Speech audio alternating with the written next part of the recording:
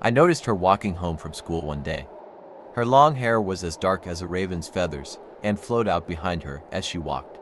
She was about 10 feet in front of me as I was making my way to my house. She seemed horribly bent and walked with a limp. I looked around, and seeing no one else around, I watched as she continued to hobble ahead in her slow, painful gait. It seemed almost as though she was barefoot, walking on broken glass. Though she walked slowly enough for me to pass her easily, all of my instincts were yelling at me to run in the opposite direction. We continued for a while, and I wasn't sure if she had noticed me yet. I was now only 4 blocks away from my home, and I was beginning to feel like I could make it.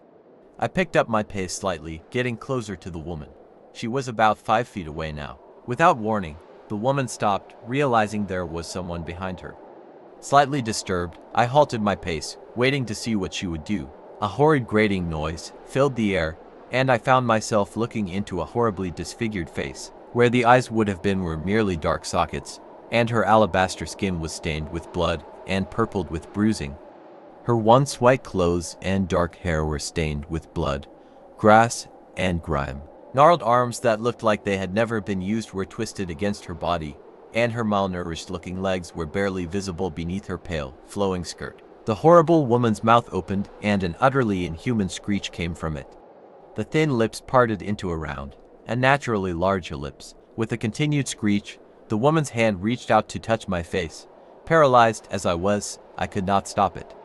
The cold, twisted fingers brushed against my cheek, and, moving downwards, tightened around my throat. Gasping for air, I was lifted up and held in the air. Though I have not seen that woman since that encounter, the screaming woman has haunted my dreams, bringing me nightmares for weeks now. I have not slept well for ages, and all I can think of is the horrible scream she gave. If there is one piece of advice I can give to anyone reading this, is that if you see a woman with black hair, a failing gait, and a dress that used to be white, you should run as fast as you can in the opposite direction.